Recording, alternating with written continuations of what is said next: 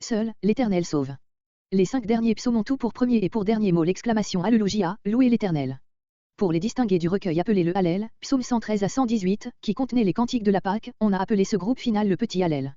Dans les derniers temps de l'existence nationale du peuple juif, ces cantiques faisaient partie de la prière du matin, dans le culte du temple. Les psaumes 146, 147 et 148 sont attribués par les Septante à Agé et Zacharie. Il ressort clairement, du psaume 147 en particulier, qu'il appartient à l'époque où Jérusalem venait de se relever de ses ruines. Le psaume 146 célèbre l'Éternel comme celui de qui seul procède la délivrance, versets 1 à 5, toute délivrance, versets 6 à 10. Verset 1. Verset 1 à 5 seul, l'Éternel sauve. Verset 2. Oui, je louerai. Par le mot oui, nous avons cherché à rendre la forme verbale qui donne ici au futur le sens d'un engagement pris. Tant que je vivrai, que j'existerai.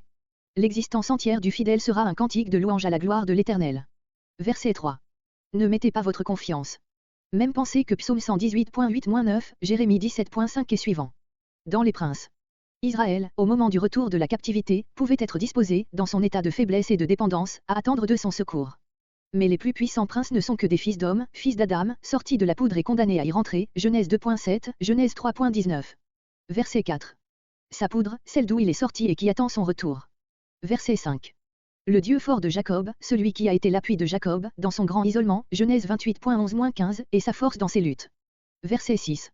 Verset 6 a dit il sauve en toutes circonstances. Il a fait les cieux, littéralement, il fait les cieux, il garde, il fait droit. Toutes ces œuvres divines sont énumérées indépendamment du temps où elles se sont accomplies, pour rappeler la puissance de l'Éternel, en opposition à la faiblesse des hommes, sa fidélité, en opposition à leur manque de droiture, sa justice, sa miséricorde. Verset 7. Verset 7 à 9. L'Éternel délie. Le psalmiste aime à multiplier les exemples de délivrance, en répétant à chaque cas le nom de l'Éternel, tandis que, pour décrire la ruine des méchants, il se borne à un seul trait, verset 9.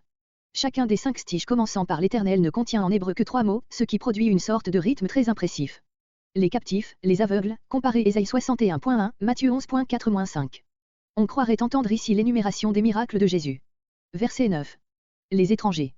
La loi les recommandait, en même temps que la veuve et l'orphelin, à la bienveillance du peuple, voir psaume 94.6, note.